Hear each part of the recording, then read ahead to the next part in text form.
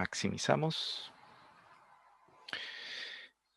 Ok, entonces aprovecho de saludar a todas, todos los que han estado desde hace un rato, los que se vienen conectando ahora recién también los saludo. Espero que hayan tenido un buen fin de semana.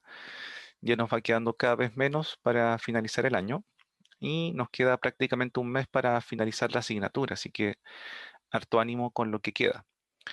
Nosotros hoy día tenemos pensado terminar lo que es la clase de hombro y avanzar lo más que podamos con lo que es codo, muñeca y mano. Idealmente, si podemos terminarlo mejor para todos.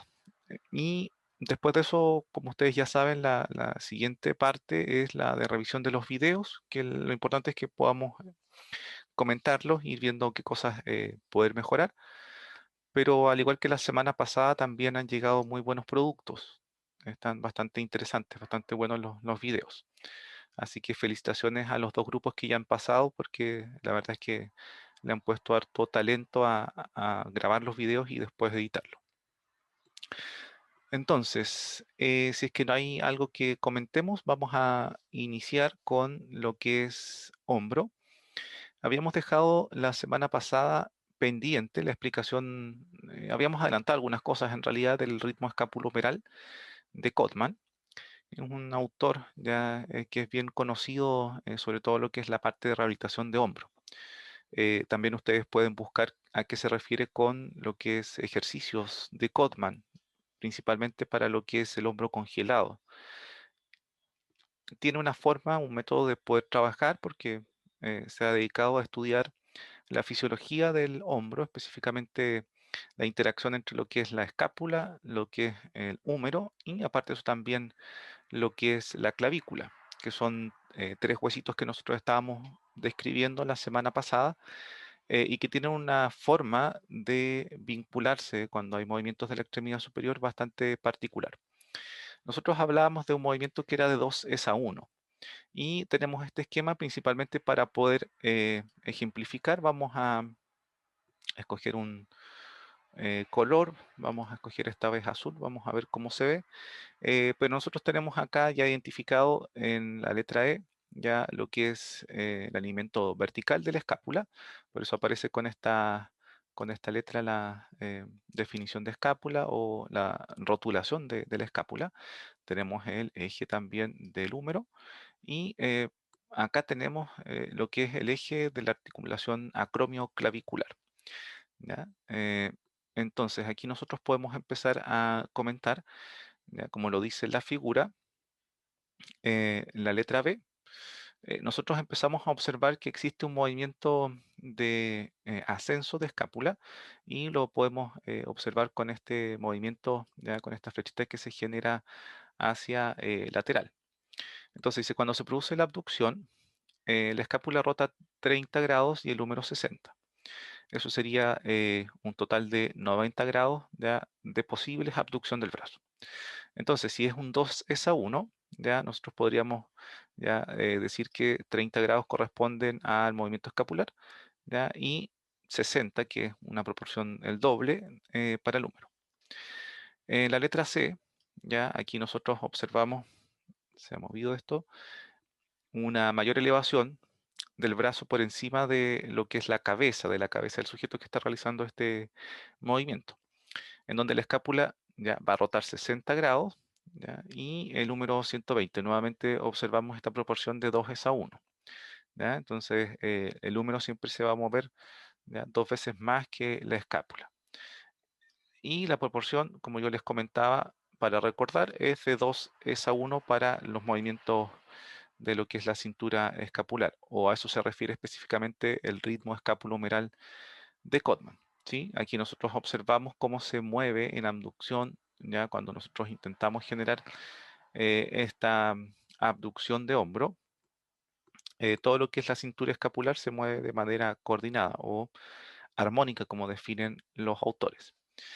Acá tenemos otro esquema también del ritmo escapulohumeral, pero lo que es interesante de este esquema es que habla ya del componente clavicular del ritmo escapulohumeral.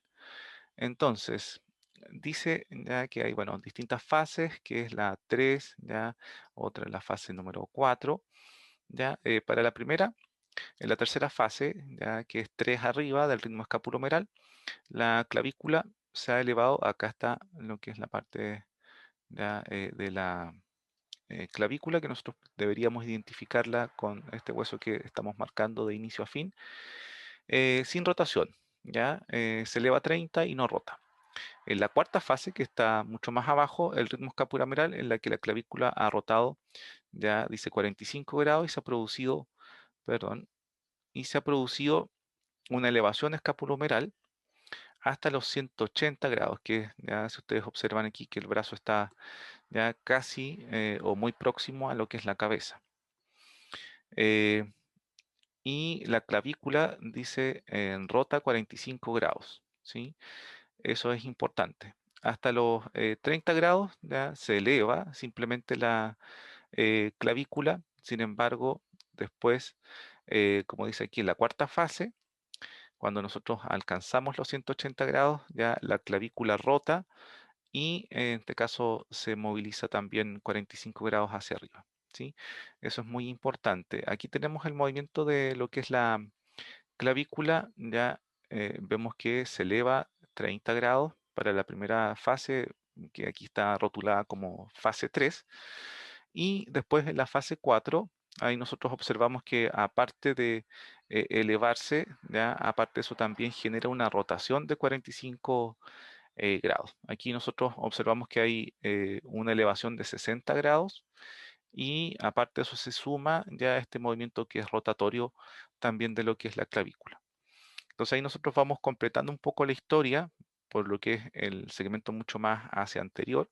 Por posterior tenemos la escápula, por anterior tenemos lo que es la clavícula, que también tiene un comportamiento de movilidad en interacción con las diferentes partes de la cintura escapular. Eso es lo más relevante. Entonces, seguimos. Nosotros hablábamos de este movimiento sumatorio, ¿ya? De esta proporción 2:1.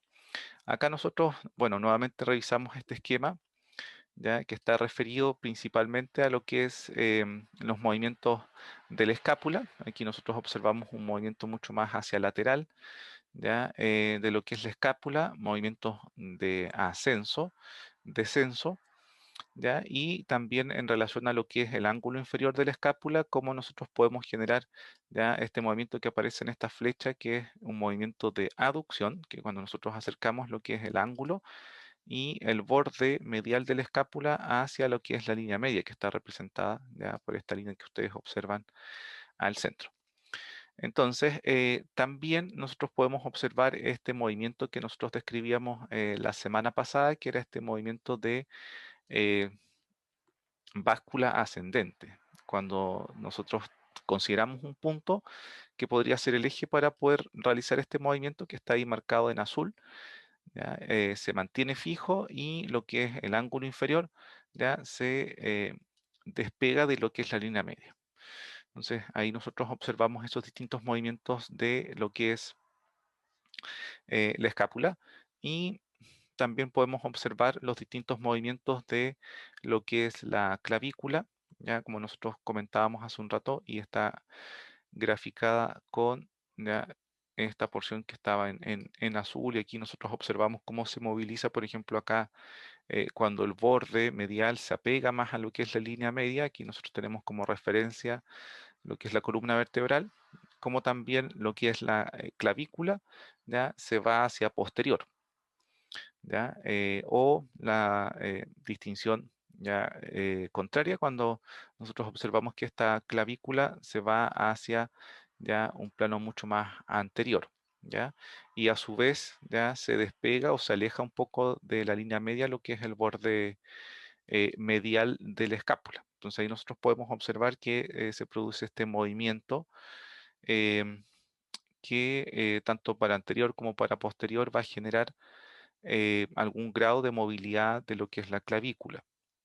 Entonces, una vez ya comentado este tema de lo que es principalmente cintura escapular, considerando lo que son las articulaciones que nosotros habíamos mencionado la clase anterior, em, importante siempre esta articulación ya que es fisiológica, como describen muchos autores. Em, Sin embargo, desde el punto de vista de articulación, eh, por así decirlo, real, eh, que nosotros conocemos que tiene una cápsula articular y que está uniendo dos segmentos corporales, lo que es la articulación ya subescapular, no es considerada una articulación eh, en todas sus eh, reglas, en todas sus, en este caso, consideraciones desde el punto de vista anatómico, pero sí desde el punto de vista fisiológico, porque hemos visto que la escápula se va a deslizar sobre el tórax y también mencionábamos esta acción de lo que es el músculo serrato anterior para poder mantener bien posicionada lo que es la escápula, porque el movimiento que está hacia proximal o una escápula bien estabilizada va a poder generar finalmente un movimiento hacia distal mucho más efectivo. Entonces, después de eso vamos a revisar lo que es la articulación glenohumeral, que es la continuación desde lo que es la cavidad glenoidea.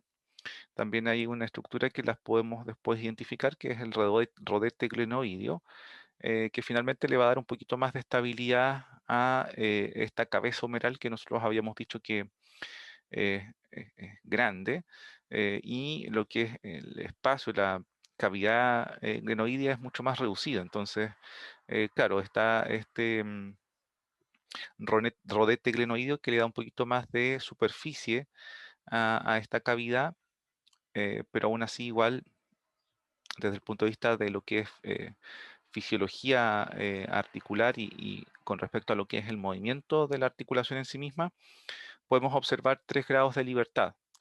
¿Ya? Nosotros ahí podemos hablar de los movimientos de flexo-extensión, los movimientos también de aducción, abducción y los movimientos también rotatorios, ¿ya? Que se dan en rotación interna y rotación externa. Por lo tanto, hay 3 planos en los cuales nosotros podemos hacer ya la distinción de sus movimientos y también tienen 3 ejes principales: el eje transversal, ya el anteroposterior y un eje vertical. ¿Sí? Este eje vertical principalmente para los movimientos rotatorios, el anteroposterior principalmente para los movimientos de abducción y aducción y el transversal es para los movimientos de flexo-extensión. Eh, este eje longitudinal, que también puede ser denominado como vertical, permite la rotación, como dice aquí, voluntaria y rotación automática. Nosotros acá podemos observar un esquema de esta cabeza humeral que la tenemos acá, ¿sí? La zona de contacto de la articulación. Nosotros aquí observamos lo que es la cavidad glenoidea y en esta zona que yo he marcado con azul, habitualmente nosotros encontramos lo que es el rodete glenoideo, que es esta estructura que sirve para aumentar la superficie articular y por lo mismo también que sea un poquito más estable. Pero nosotros en la diapositiva anterior mencionábamos que tiene diferentes grados de movilidad, eh, planos de movimiento y lo que son grados de libertad, como yo les decía. Y de lo que es importante mencionar acá es que, bueno, también está el movimiento combinado, que es el movimiento de circunducción, y por lo tanto tiene mucha movilidad esta articulación, ¿ya? Y la movilidad sacrifica lo que es la estabilidad. Entonces no es tan estable, pero tiene mucha movilidad. Y ustedes se dan cuenta acá que la zona de contacto, como ya les he reiterado, es bastante reducida. Entonces, nosotros hablábamos un poco de los ejes. Ya aquí nosotros podemos observar el eje anteroposterior, ya el eje en este caso lateromedial que está acá, y un eje en este caso longitudinal o vertical. Ya como yo les decía, el eje anteroposterior principalmente para lo que son los movimientos ya de aducción y abducción. Lo que es un eje ya medio lateral es para los movimientos de flexo-extensión, como aparece aquí en esta flechita que está en blanco. Y aparte de eso también los movimientos en un eje vertical, que son los movimientos de rotación. Entonces el húmero también puede rotar de manera externa o de manera interna. Entonces ahí tenemos los distintos movimientos y como les comentaba, el movimiento sumatorio es la circunducción que integra los diferentes movimientos que hemos mencionado. Acá nosotros tenemos un esquema en donde nosotros podemos observar por una parte lo que es el acromio, que está acá arriba. Yo ya les mencionaba cuáles eran las condiciones o limitaciones que tenía lo que es la cabeza del húmero en relación a lo que es al acromion, principalmente la reducción de este espacio ya que se genera entre el acromion y la cabeza humeral. Nosotros mencionábamos también que estaba aquí arribita lo que era el supraespinoso, que generaba finalmente este movimiento de abducción de hombro. Ahora, lo que es importante de este esquema es que nosotros podemos observar ya lo que mencionábamos en el concepto de máquinas simples, porque aquí nosotros observamos una rueda que está representada por lo que es la cabeza del húmero, que va a generar, como dice acá, un movimiento eh, denominado como rodamiento, que va a ser un movimiento ya de tipo circular y lo que es importante es que aparte de generar este movimiento circular, ¿ya? También hay un grado de movilidad de deslizamiento, que no solamente gira en torno a un eje, sino que también ya se genera cierto grado de deslizamiento por parte de la cabeza humeral dentro de lo que es la cavidad glenoide. Eh, Principalmente ya para poder graficar este tema. Ahora tenemos otros ligamentos que ya van a mantener también la cabeza ya del húmero en su posición. Nosotros cuando hablamos de una correcta posición de la cabeza eh, del húmero, hablamos de una correcta coaptación. Por si es que ustedes lo escuchan más adelante, ¿ya? Cuando está bien coaptada la cabeza del húmero es porque está bien posicionada dentro de lo que es la cavidad glenoidea. Y aquí ustedes se dan cuenta que este supraespinoso y este ligamento ya que está por inferior mantiene de mejor forma lo que es la cabeza del húmero. Cuando nosotros hablamos de subluxación o de luxación, definitivamente la cabeza del húmero, nosotros observamos que lo que es este concepto de coaptación ya se ve interferido, sino que se ve mucho más como elongado o fuera, en este caso, la cabeza del húmero de esta cavidad glenoidea. Ahora, cuando existe una subluxación es que existe una pérdida de la coaptación de la cabeza del húmero de forma parcial, o sea, la cabeza del húmero va a seguir en contacto con la cavidad glenoidea. Entonces ahí nosotros hablamos de subluxación. Cuando nosotros hablamos de luxación, ya definitivamente lo que es la cabeza del húmero va a salir de la cavidad glenoidea y no va a haber contacto entre lo que es la superficie del húmero y la superficie de la cavidad glenoidea. Eso es desde el punto de vista clínico, la diferencia entre una luxación y una subluxación.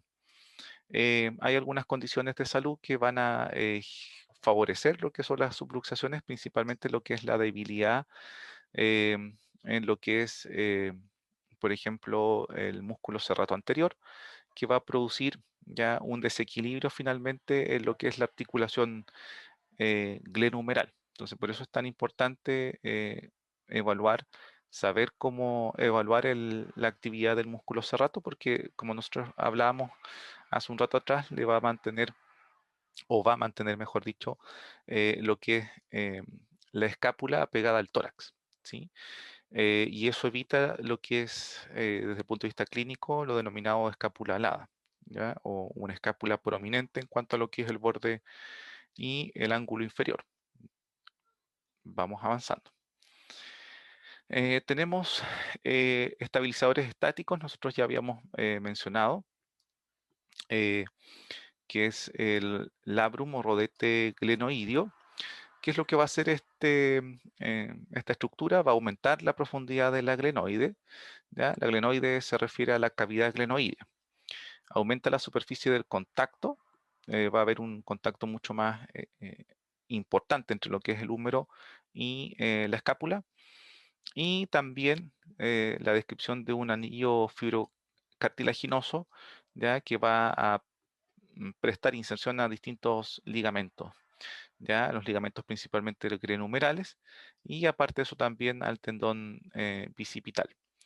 Nosotros ya tenemos acá esquematizado lo que es el tendón del bíceps, ya que va a pasar ya entre medio de los tubérculos, ya que aquí ustedes si recuerdan hay una especie como de surco intertubercular, ya y se instala en lo que es la parte superior de lo que es la cavidad glenoidea.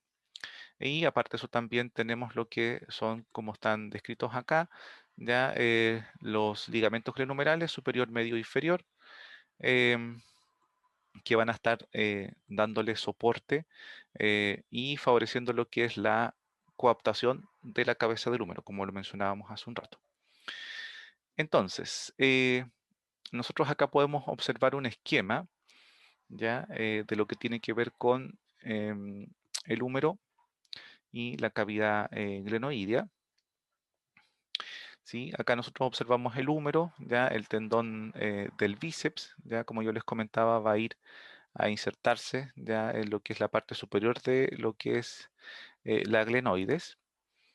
Y bueno, aquí nosotros observamos lo que es la cápsula articular, aquí está el acromion y aquí está la clavícula que está seccionada. ¿Sí? Lo que es importante es que aquí nosotros tenemos una cápsula bajo lo que es el acromion, una cápsula articular. Acá también ya se hace un esquema de lo como en este caso el tendón del bíceps se va a insertar ya en la parte superior de lo que es la glenoides. También ya le da cierta estabilidad a la cabeza del húmero. Acá en lo que es el segundo esquema que observamos a la derecha, observamos ya la cabeza del húmero y una parte superior que es lo que es la cápsula articular, que va a estar mucho más tensa. Y por inferior observamos también la misma capsulita, pero está mucho más flácida, ¿ya? Principalmente porque cuando nosotros generamos el movimiento de aducción, ya la parte inferior va a empezar a tensarse porque finalmente este exceso, ya, o esta cápsula que está mucho más aumentada en cuanto a cantidad, empieza a generar un poquito de tensión cuando se genera el movimiento de abducción. Y lo que es la parte superior ya se va a volver un poquito más floja, ya que esta es la que estaba tensa en el esquema de la letra A. Entonces, principalmente lo que intenta explicar que los estabilizadores estáticos, como comentábamos, van a ser estos ligamentos, va a ser el tendón también del bíceps y va a estar también involucrado lo que es la cápsula articular que estábamos describiendo hace un rato. Cuando nosotros hablamos de los estabilizadores dinámicos, tal como lo hemos mencionado en columna vertebral, eh, son los componentes musculares, ¿ya? Que van a generar un movimiento y que van a mantener también mucho más estable esta unidad funcional que ya la hemos descrito como lo que es eh, la escápula, la clavícula y lo que es el húmero. Entonces, aquí nosotros podemos observar principalmente para mejorar lo que es la coaptación de lo que es la cabeza del húmero, vamos a nombrar nuevamente estos famosos músculos que son denominados como el manguito de los rotadores, que van a tener un importante papel en mantener bien posicionada la cabeza del húmero en la cavidad glenoide. Aquí nosotros observamos un corte ya que es eh, por lateral, ¿ya? Y ahí nosotros podemos observar lo que es el interior de lo que es la glenoides, que debería estar en contacto con la cabeza humeral, pero se ha retirado para poder observar de mejor forma la estructura que tiene que ver con por superior, con lo que es el músculo supraespinoso, como nosotros lo habíamos identificado previamente. Aquí ustedes sí pueden observamos o identificamos, perdón, lo que es la bursa o eh, el componente, en este caso, de la bolsa, en este caso, subdeltoidea, ¿ya? Eh, Después de eso también observamos ya bajo lo que es la espina, nosotros ya habíamos identificado este musculito la semana pasada que era el infraespinoso, ¿ya? Por acá mucho más abajo el redondo menor, ¿ya? Y aparte de eso también acá nosotros podemos observar ya lo que es el tendón del músculo subescapular. Entonces ahí nosotros estamos generando, si ustedes se dan cuenta, una especie como de circuito en donde hay distintos músculos y también tendones, ya como el tendón perdón, el ligamento ya grenumeral inferior, que está acá. Entonces, como les comentaba, van a tener la función de mantener estabilizada la cabeza del húmero. Acá podemos observar lo que es, como dice aquí, el tendón del bíceps braquial, que es la cabeza larga, y también habíamos mencionado lo que es el ligamento glenohumeral superior. Acá está el medio y acá está lo que es el inferior. Entonces, una de las otras estructuras de esta zona es el ligamento coracoacromial. Em, Principalmente, ya la función de mantener la coaptación de la cabeza del húmero tiene que ver con esta estructura.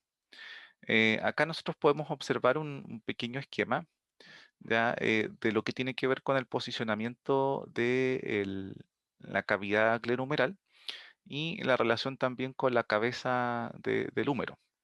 Entonces aquí nosotros observamos en la letra A la posición fisiológica normal, en donde observamos que hay un contacto entre lo que es la cabeza y la cavidad glenohumeral, ya que está bastante bien definida, versus ya a cuando nosotros tenemos algún tipo de dificultad ya de los estabilizadores activos, debilidad muscular principalmente, cómo desciende lo que es la cavidad glenohumeral y de esta forma disminuye también el contacto entre lo que es la cabeza del húmero. Por lo tanto, como ustedes se dan cuenta, aquí se genera un pequeño ángulo, ¿ya? Que favorece entonces lo que es la coaptación y cuando existe algún tipo de debilidad muscular, eh, para lo que es, en este caso, el buen o correcto posicionamiento de la escápula, la posición de contacto entre lo que es la cabeza y la cavidad disminuye. Entonces, bueno, tenemos nuevamente aquí un corte de lo que son manguitos los rotadores, principalmente el supraespinoso que lo tenemos acá arribita, ¿ya? Y bueno, también tenemos el músculo deltoides que va a estar ya favoreciendo de alguna u otra manera a estabilizar esta cabeza humeral. Entonces, cuando nosotros hablamos de los movimientos de la articulación glenohumeral, ya nosotros ya habíamos dicho que había un movimiento de aducción, el plano frontal, el eje va a ser anteroposterior. Eh, Como dice aquí, va a haber tres estadios de este movimiento de abducción. Eh, Primero de 0 a 60, que va a estar principalmente lo que es la articulación glenohumeral. Después de eso, desde los 60 a los 120 grados, va a también estar participando la articulación escapulotorácica. Nosotros observábamos que ya la articulación escapulotorácica empezaba ya a despegarse de lo que es la línea media y generaba ese movimiento de ascenso, ¿sí? Porque facilita entonces lo que es el movimiento de abducción. Y por otra parte también de 120 a 180 dice que se suma la inclinación del lado opuesto del tronco, ¿ya? O sea, cuando nosotros hablamos de abducción de hombro, no es un movimiento puro que se da en la glenohumeral, sino que está la participación también de la articulación escapulotorácica y la inclinación del lado opuesto del cuerpo. Cuando nosotros queremos, por ejemplo, acercar lo que es el brazo más cercano a la cabeza, ¿ya? Ahí se describe que también el tronco participa. Entonces, vamos avanzando. Movimientos de rotación voluntaria o adjunta es una descripción que aparece principalmente en el Capagni, pero cuando nosotros hablamos de movimientos rotatorios de la articulación glenohumeral, se van a realizar en el eje longitudinal, como nosotros ya lo habíamos dicho, y hay un movimiento de rotación externa. Veamos si tenemos acá rotación externa. No aparece tan claro. ¿Ya? Las personas que pudieron realizar el movimiento de evaluación de rotación interna y externa de pruebas funcionales musculares pueden recordar que posicionaron a su usuario en posición sedente con lo que es el codo en 90 grados, ya apegado al tronco, y lo que es el antebrazo en posición neutra. ¿Ya? Entonces lo que se le pide al usuario es que lleve el antebrazo hacia afuera, ¿ya? O lleve el antebrazo acercando la mano al tronco. Cuando nosotros hablamos de acercar la mano al tronco es porque estamos hablando de una rotación que es interna, ¿ya? Y cuando nosotros hablamos de una rotación externa es cuando nosotros alejamos la mano ya del tronco y vamos hacia lateral, por así decirlo. ¿Sí? Entonces ahí estamos hablando de una rotación que es externa. Acá nosotros estamos hablando u observando ya un movimiento de rotación externa, pero por detrás del tronco, que como dice acá, la rotación ya que es interna de 100 a 110 y necesariamente el antebrazo debe pasar por detrás del tronco. ¿Ya? Por lo que también hay cierto grado de extensiones, como cuando nosotros evaluábamos en goniometría lo que es el movimiento de aducción. Se comentaba por parte de algunos autores que el movimiento de aducción de hombro no se daba de forma pura porque era necesario generar un poco de flexión de hombro para poder eh, pasar lo que es la línea del tronco. Acá la rotación interna debe pasar por detrás de la línea del tronco, ¿ya? Para poder generar este movimiento de rotación interna completo. Eh, Vemos un poco de la interacción ya de lo que es el banquito de los rotadores con lo que es el eje de rotación de la cabeza grenumeral, ¿ya? Pero esto es algo que ya hemos explicado. Aquí está el esquema que yo les mencionaba hace un rato. El usuario está en bípedo, lo pueden hacer también en posición sedente, pero aquí nosotros estamos evaluando lo que es el movimiento de lo que es rotación externa, ¿ya? Aquí ustedes observan que lo que es la mano se va hacia lateral. Y aquí si observan también hay un poco de em, retroversión de lo que es la escápula o del hombro, ya se va ciertamente hacia posterior. En esta, si tenemos una línea aquí recta, ya ustedes observan que hay un desplazamiento de lo que es el hombro hacia posterior. Cuando nosotros explicábamos el movimiento de rotación interna, nosotros decíamos que es este movimiento que acerca lo que es la mano, la palma, hacia el tronco, pero ya según Capagni, para poder evaluar de mejor forma la amplitud de rotación interna, es necesario poder pasar el antebrazo por detrás del tronco para poder evaluar finalmente cuánto de rotación interna el sujeto presenta.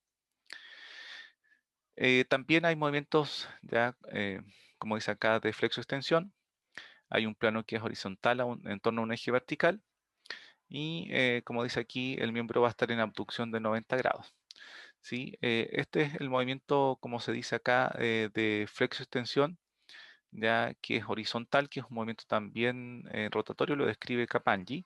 Entonces nosotros partimos con el usuario generando un movimiento de 90 grados y de abducción de hombro. Y ante esto nosotros podemos ya ir con lo que es el brazo de extensión, ya más hacia lo que es la línea media, ¿ya? Y también podemos evaluar ¿ya? El movimiento hacia posterior. ¿Sí? Aquí nosotros observamos que está la línea de este brazo extendido en 90 y cuánto se desplaza hacia posterior, ya podría ser entonces el componente ya de extensión horizontal. ¿Ya? El primer movimiento estaba referido a lo que es la flexión horizontal y este segundo a extensión horizontal. Em, Como ustedes se dan cuenta, Capagni añade otros movimientos para poder evaluarnos de mejor forma. Em, por si es que es primera vez que lo escuchan, mm, desde el punto de vista de la fisiología articular, diversos autores también tienen su propia nomenclatura, lo que la anatomía tradicional habitualmente describe. ¿Ya? Acá nosotros tenemos un movimiento de flexión-extensión que es el que habitualmente conocemos, ¿sí? Movimiento de flexión y extensión en un plano sagital con un eje transversal, ¿sí? Dice que ambos movimientos van a estar limitados por tensión de ligamentos, mientras que la porción anterior y posterior de la cápsula van a limitar la extensión y la flexión respectivamente, ¿sí? Evidentemente, cuando nosotros estamos realizando el movimiento de extensión, que es el que estamos observando acá, ya lo que es la parte anterior de la cápsula articular del hombro va a estar con ya mayor tensión, mientras que cuando realizamos el movimiento de flexión, evidentemente lo que es la parte posterior de la cápsula va a estar ya mucho más tensada. Movimiento de circunducción que habíamos mencionado hace un rato, que era la combinación de los diferentes movimientos elementales en torno a los tres ejes. ¿Sí? Acá tenemos ya una evaluación de lo que es abducción, ¿sí? De 0 a 180. Y claro, una forma de poder evaluar es posicionar el hombro 90 grados y poder describir si es que existe o no dolor. Por ejemplo, cuando tenemos hombro congelado, que es una condición de salud en la cual existe disminución de rango de movimiento o de ROM y también existe dolor. ¿Sí? Con ROM nos referimos también a rango de movimiento, sino que es la sigla en inglés, ¿ya? De Range of Movement. Entonces, si ustedes ven rango de movimiento o ROM, es sinónimo, es lo mismo, porque han preguntado otras veces. Entonces, aquí es una forma de poder evaluar lo que es la amplitud articular del movimiento de abducción de 0 a 180 y teniendo algunas em, referencias del arco de movimiento en relación al dolor. ¿Sí? Entonces, por ejemplo, de 0 a 60 o un poquito más abajo podría ser 0 a 45, no hay dolor.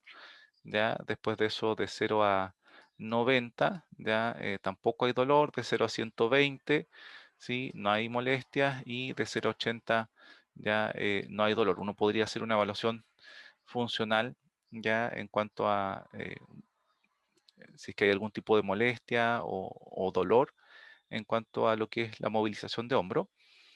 Y lo mismo también cuando nosotros evaluamos a una persona que sí tiene dolor, ¿ya? Entonces, evaluamos, por ejemplo, el movimiento de abducción y vamos haciendo los parámetros de referencia. De 0 a 45 no es doloroso, de 45 a 90 tampoco, pero ya empezamos sobre los 90 grados y observamos algún grado de intensidad de dolor. ¿Sí? Ustedes saben que el dolor se evalúa según la escala visual análoga, que evalúa de 0 a 10 según la percepción que el sujeto tiene de su dolor. Puede decir que es de 0 a 3 o ya uno más moderado que podría ser ya de 5 a 6 o puede ser intenso que es sobre 7, 8 y superior. ¿Ya? Entonces, ¿qué es lo que nos ayuda a esto? Es que desde el punto de vista funcional nosotros podemos empezar ya a evaluar ya dónde se producen estas molestias.